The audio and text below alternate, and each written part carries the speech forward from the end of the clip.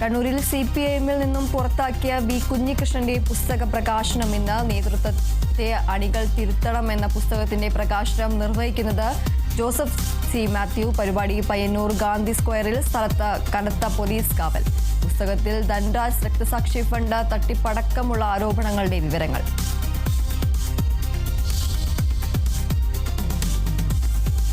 ശബരിമല സ്വർണ്ണ കവർച്ചാ കേസിലെ മുഖ്യപ്രതി ഉണ്ണികൃഷ്ണൻ പോറ്റിയുടെ ജാമ്യാപേക്ഷ ഇന്ന് പരിഗണിക്കും. സ്വാഭാവിക ജാമ്യം തേടുന്നത് കട്ടളപ്പാളി കേസിൽ റിമാൻഡ് കാലാവധി 90 ദിവസം പിന്നിട്ടതോടെ.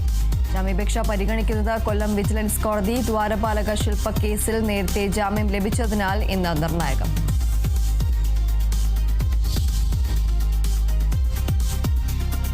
ശബരിമല സ്വർണ്ണ കവർച്ചാ വിഷയത്തിൽ നിയമസഭയിൽ പ്രതിഷേധം തുടരും.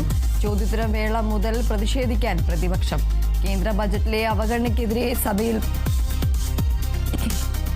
പ്രമേയം അവതരിപ്പിക്കുക മുഖ്യമന്ത്രി.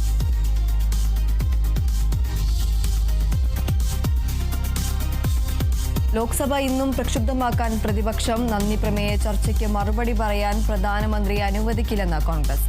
രാഹുൽ ഗാന്ധിയെ സംസാരിക്കാൻ അനുവദിക്കാത്തതിൽ പ്രതിഷേധം കടുപ്പിക്കും. സസ്പെൻഡ് ചെയ്യപ്പെട്ട MLAമാർ പാർലമെന്റിന് പുറത്ത് സത്യാഗ്രഹം തുടരും.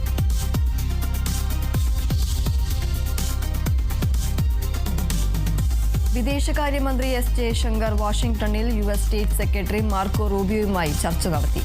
ഉഭയകക്ഷി സഹകരണവും നിർണായക ധാതുക്കളുടെ വ്യാപാരവും ചർച്ചയായി.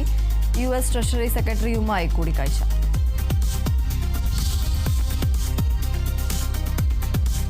ഇറാൻ തീരത്തിനടുത്ത് അറബിക്കടലിൽ ഡ്രോൺ വെടിവെച്ചിട്ട് അമേരിക്ക. തങ്ങളുടെ യുദ്ധക്കപ്പലിന് നേരെ പറന്നെടുത്തതിനാലാണെന്ന വിശദീകരണം. ഡ്രോണിനെ വീഴ്ത്തിയത് വിമാനവാഹിനി കപ്പലായ USS എബ്രഹാം ലിങ്കണിൽ നിന്നും.